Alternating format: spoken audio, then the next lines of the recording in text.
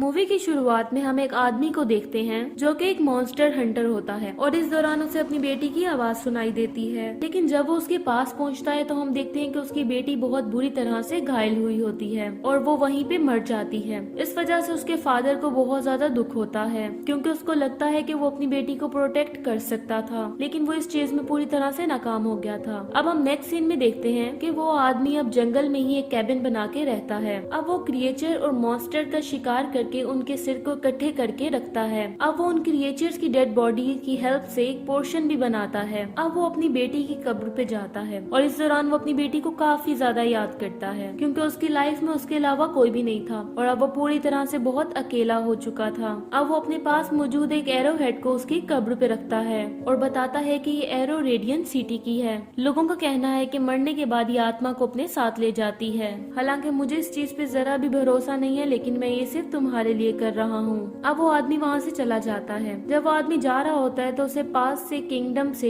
एक हॉन्ट सुनाई देती है, जिससे उसे पता चलता है कि फिर से किसी क्रिएचर ने वहाँ अटैक कर दिया है। क्योंकि वो बाउंटी हंटर का काम करता है इसलिए वो वहाँ से निकल पड़ता है। अब हम देखते हैं कि वो उस क्रिएचर को मार के वापस आता है, लेकिन इस दौरान वो घायल हो चुका था, इसलिए वो अपने बनाए हुए पोर्शन को अपने घाव पे लगाता है, जिससे उसे काफी ज्यादा दर्द हो रहा होता है। अब हम नेक्स्ट सीन में देखते हैं कि जब वो आदमी सोकर उठता है तो उसका घाव पूरी तरह से ठीक हो चुका था, जिससे हमें पता चलता है कि वो पोर्शन काफी ज्यादा पावरफुल है कि वो बड़े से बड़े घाव को भी फौरन ठीक कर सकता है। फिर वो बाउंटी में मिले सोने के सिक्कों को तिजोरी में डालता है और उस क्रिएचर के सर को कैबिन में लटका देता है, क्योंकि वो हर एक क्रिएचर का सर वहाँ पे इकट्ठा कर रहा होता है। फिर वो आदमी अपने घोड़े को एहसास दिलाता है कि वो एकदम ठीक है। फिर वो जंगल जाता है और ट्रैप को अच्छी तरह से लगाता है। फिर वो जब रात में सो रहा होता है तो उसे क्रिएचर की आवाज सुनाई देती है। फिर वो उस क्रिएचर को मारने लगता है और अगले दिन वो उस क्रिएचर का सर काट के उस पोल के पास कैबिन में लटका देता है ताकि बाकी क्रिएचर्स वहां आने से भी डरे। अगले दिन उसको फिर से हॉन्ट की आवाज सुनाई देती है तो वो अपने घोड़े को लेके उस क्रिएचर का शिकार करने के लिए निकल जाता है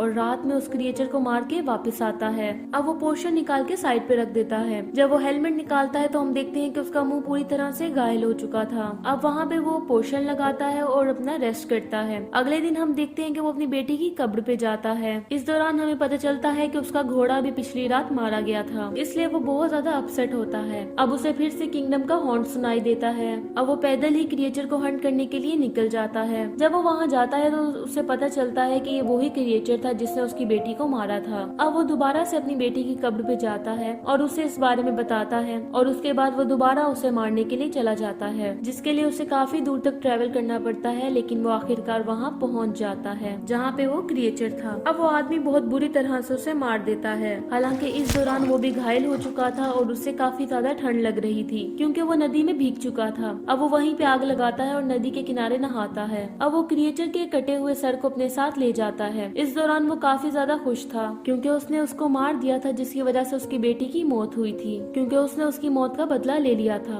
अब वो दोबारा से कैबिन में जाता है और उस कटे हुए सर को फेंकता है। अब वो दोबारा से अपनी बेटी की कब्र पे जाता है। हवा की वजह से खिड़की अब काफी ज्यादा हिल रही होती है, जिससे उस पोर्शन की बोतल वहाँ से नीचे गिर जाती है और धीरे धीरे वो क्रिएचर के सर पे पहुँच जाती है। क्योंकि वो पोर्शन काफी ज्यादा पावरफुल होता है, इसलिए उस क्रिएचर का कटा हुआ सर वापस से हिलने लगता है। अब वो वापस कैबिन में जाता है तो देखता है कि पोर्शन गिरा हुआ है और क्रिएचर का सर वहाँ से गायब है। अब वो काफी ज्यादा डर जाता है, लेकिन वो थोड़ा सा पोर्शन उस मरे हुए मकड़े पे डालता है, जिससे वो मकड़ा वापस से जिंदा हो जाता है और इस तरह देख के वो काफी ज्यादा हैरान हो जाता है और मकड़े को मार देता है। अब वो क्रिएचर को ढूंढने के लिए वहाँ से निकल पड़ता है। उसके जाने के बाद हम देखते हैं कि वो मकड़ा वापस से चलने लगता है। अब हम क्रिएचर को भी देखते हैं जिसके पास अपनी बॉडी नहीं होती और वो अपनी बॉडी ना होने की वजह से किसी की बॉडी ढूंढ रहा था। अब हम फादर को देखते हैं जो उस क्रिएचर को ढूंढने के लिए रात में निकलता है, क्योंकि उसे कैबिन के आसपास कुछ उसकी आवाज आ रही थी। अब वो थोड़ी आगे जाता है तो उसे वही कपड़ा मिलता है जिसमें उसने उसके सर को डाला था, लेकिन क्रिएचर उस कपड़े से गायब था।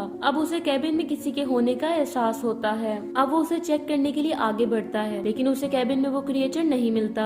अब वो कैबिन के आसपास चेक करने लगता है, तभी वो क्रिएचर उस पर अटैक कर देता है, लेकिन वो क्रिएचर पानी में गिर जाता है। अब वो क्रिएचर लगातार अपनी बॉडी के लिए चिल्ला रहा होता है। इधर वो आदमी भी उसे ढूंढता हुआ चारों तरफ भटक रहा होता है। पहले तो उसे क्रिएचर नहीं मिलता, लेकिन बाद में उसे एहसास होता है कि वो क्रिएचर उसी के पास है। तभी उसे उस क्रिएचर के चीखने की आवाजें सुनाई देती हैं, क्योंकि वो क्रिएचर उसके बनाए हुए ट्रैप में फंस गया था, लेकिन उसके पास बॉडी नहीं नहीं होती, इसलिए वो खुद को किसी न किसी तरीके से उस ट्रैप से निकाल लेता है। इसलिए वो आदमी जब तक उस ट्रैप तक पहुंचता है तो वो क्रिएचर वहां से जा चुका होता है। इस दौरान उसे क्रिएचर की आवाज भी सुनाई देती है जो कि बॉडी के लिए चिल्ला रहा था। ये सुन के वो काफी ज्यादा डर जाता है और अपनी बेटी की कब्र की तरफ भागने लगता है, क्योंकि वो समझ जाता है कि वो क्रिएचर अब उसकी बेटी की डेड बॉडी के लिए ही जा रहा था। इसलिए वो चिल्लाने लगता है कि तुम उसे छूने की कोशिश भी न करना। लेकिन वो क्रिएचर कब्र तक पहुंच जाता है और उसकी बेटी की डेड बॉडी पे कब्जा कर लेता है। अब वो आदमी जब वहाँ पे पहुँचता है तो वो देखता है कि डेड बॉडी वहाँ से गायब है और कब्र खोदी हुई है, जिससे वो समझ जाता है कि उस क्रिएचर ने उसकी बेटी की डेड बॉडी को निकाल लिया है। अब दूसरी तरफ हम क्रिएचर को देखते हैं जिसने उसकी बेटी के डेड बॉडी के सर को निकाल के अपना सर लगा लिया था, जिससे वो पूरी तरह से उस डेड बॉडी पे कब्जा कर सके। अब वो आदमी उस क्रिएचर का पीछा करते हुए नाले तक पहुंच जाता है जो कि एक सुरंग की तरफ जा रहा था। वो सुरंग काफी छोटी थी और उसमें ज्यादा गुजरने की जगह नहीं थी, लेकिन वो हार नहीं मानता और उस क्रिएचर पर हमला करने के लिए आगे जाता है। लेकिन वो क्रिएचर उस पर अटैक कर देता है, जिससे उसकी मशाल बुझ जाती है और वो काफी ज्यादा डर जाता है। लेकिन वापस से वो मशाल को जलाने के लिए जाता है, लेकिन मशाल नहीं जलती। तभी उसे क्रिएचर की आवाज सुनाई देती है जो उसकी बेटी की आवाज में उसे बुला रहा होता है, जिसे सुन के वो काफी हैरान होता है और बिना मशाल के जलाए ही उसकी तरफ बढ़ने लगता है। लेकिन उसे समझ नहीं आ रही होती कि वो आवाज कहाँ से आ रही है, इसलिए वो एक जगह रुक जाता है और उस आवाज को समझने की कोशिश करता है। तभी वो क्रिएचर फिर से उस पर अटैक कर देता है और उसे घायल कर देता है। लेकिन वो आदमी उसे पकड़ लेता है और अपनी बेटी की डेड बॉडी होने की वजह से उससे माफी मांगता है और फिर उस क्रिएचर के सर को अपनी बेटी की डेड बॉडी से अलग कर देता है। उसके बाद वो तलवार निकाल के उस क्रिएचर को तब तक मारता है जब तक वो मर नहीं जाता।